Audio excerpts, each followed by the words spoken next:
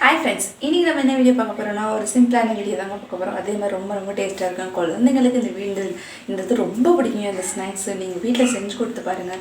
ரொம்ப ரொம்ப ஈஸியான டிப்ஸ் தாங்க. அந்த டிப்ஸை நீங்கள் ஃபாலோ பண்ணிங்கன்னா உங்களுக்கும் இந்த வீடியோ வந்து சூப்பராக வருங்க. உங்களுக்கு நீங்கள் இதே மாதிரி கண்டிப்பாக வீட்டில் ட்ரை பண்ணி பாருங்கள். நம்ம இன்றைக்கி என்ன பார்க்க போகிறோம் தாங்க நினைக்கிறீங்க? என்னடா சொல்லிகிட்டே இருக்கா, என்ன சொல்லலாம், என்ன பேர் சொல்லாமல் இருக்கான்னு பார்க்குறீங்களா? கடல மிட்டாய் வீடியோ தாங்க பார்க்க போகிறோம். கோயில்பட்டி கடல மிட்டாய் வீடியோ தாங்க பார்க்க போகிறோம். ரொம்ப ரொம்ப ஈஸியாக இருக்குங்க. அதே மாதிரி ரொம்ப ரொம்ப டேஸ்ட்டாக இருக்குங்க. வாங்க வீடியோக்குள்ளே போகலாம். முதல்ல கடாய் ஒன்று வச்சுக்கோங்க. நம்ம வந்து தேவையான அளவுக்கு கடலைப்பருப்பு எடுத்துருக்கோங்க, அதை சேர்த்துக்கோங்க. இது கூட லைட்டாக வந்து வறுத்துடுங்க. ரொம்ப வறுத்து எடுக்கக்கூடாதுங்க. ஏன்னா ரொம்ப வறுத்துடுச்சா கடல மிட்டாய் வந்து கசக்கிற மாதிரி இருக்குங்க. லைட்டாக சூடு பண்ணி எடுங்க போதும். இப்போ வந்து நம்ம கடலை வந்து நல்லா வறுத்து எடுத்து தோலை நீக்கி எடுத்தாச்சுன்னா இப்போ வந்து நம்ம வெள்ளைப்பால் காய்ச்சிடலாங்க. வெள்ளைப்பால் காய்ச்சினதுக்கப்புறம் நம்ம கடலை மிட்டாய் செஞ்சிடலாங்க. இப்போ வந்து சக்கரைப்பாவை காய்ச்சறதுக்கு நம்ம கடாய் வச்சுருக்கோங்க.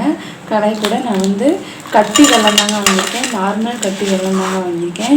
நீங்கள் வந்து உங்கள் வீட்டில் நாட்டு சக்கரை சேர்த்துக்கோங்க. அதுவும் நல்லா தாங்க இருக்கும். இப்போ இது கொஞ்சோண்டு தேவையான அளவுக்கு தண்ணி கொஞ்சமாக சேர்த்துக்கலாங்க. நான் வந்து சின்ன டம்ளரில் அரை டம்ளர் தண்ணி சேர்க்குறேங்க. இது சும்மா வெல்லத்துக்காக மட்டும்தாங்க தண்ணி சேர்க்குறது. இப்போ வந்து வெல்லம் வந்து நல்லா பாவாக காய்ச்சி எடுத்துக்கலாங்க. இப்போ பாருங்கள், நல்லா வெள்ளம் கரைய ஆரம்பிச்சிச்சிங்க.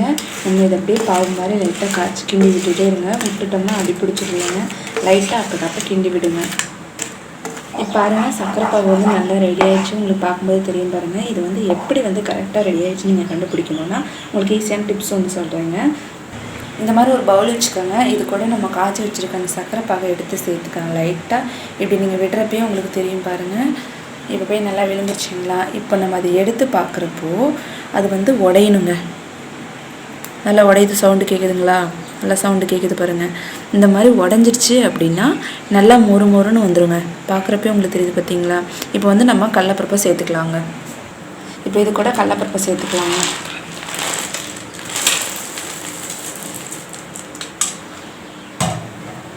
இதை அப்படியே மெல்லமாக கிண்டிக்கலாங்க. இப்போ அதை அப்படியே லைட்டாக கிண்டி விடுங்க. நல்லா வந்து கடலைப்பருப்பும் அந்த வெல்லமும் நல்லா மிக்ஸ் ஆகணுங்க. அந்த அளவுக்கு கிண்டி விடுங்க. இப்போ பாருங்கள், நல்லா ரெடி ஆகிடுச்சு பாருங்கள். உங்களுக்கு பார்க்கும்போதே தெரியும் பாருங்கள். நல்லா உருண்டு கிறிஸ்பியாக வந்துருச்சு பார்த்தீங்களா? இப்போ வந்து நம்ம பாத்திரத்தில் மாற்றிக்கலாங்க.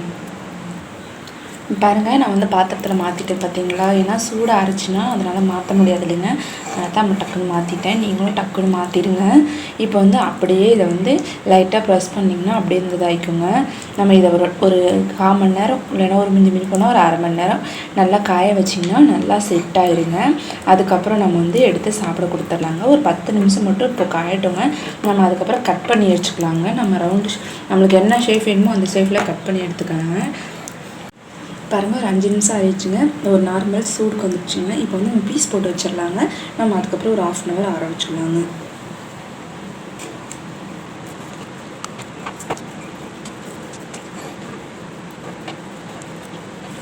இப்போ பீஸ் போட்டாச்சுன்னா இப்போ ஆற விட்டுறலாங்க. இப்போ பாருங்கள், கடல மிட்டாய் வந்து நல்லா ஆறிடுச்சுங்க. உங்களுக்கு பார்க்குறப்பே தெரியுது பார்த்தீங்களா? நான் வந்து அரை மணி நேரம் நல்லா காய வச்சேங்க. அப்போயுமே இன்னும் லைட்டாக ஈரப்பதம் இருக்குங்க. நான் தொட்டு பார்க்குறப்ப எனக்கு லைட்டாக எனக்கு தெரியுதுங்க. உங்களுக்கு நல்லா வெயில் அடிச்சிச்சுன்னா வெயிலில் நல்லா காய வச்சு எடுத்துக்கோங்க. ஏன்னா அந்த வெள்ளம் வந்து நல்லா இருகுனா தானங்க சூப்பராக இருக்கும். இப்போ நம்ம வந்து சாப்பிட்டு பார்த்துலாங்க. அப்போயே வந்து நான் இன்னும் லைட்டாக ஈரப்பதம் இருக்கிறப்பே நல்லா கிறிஸ்பியாக வந்துருச்சுன்னு இப்போ நம்ம சாப்பிட்டு பார்த்துடலாங்க.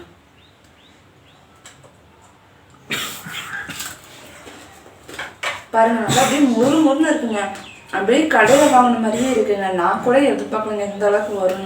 முன்னாடி வந்து கொஞ்சமாக தாங்க நான் செஞ்சு பார்த்துட்டேன். இந்த மாதிரி நிறையா செஞ்சுருங்க. ஃபஸ்ட் டைம் தாங்க நிறைய டைம் நிறையா போட்டு செஞ்சுருக்கேன். சூப்பராக இருந்துக்குங்க.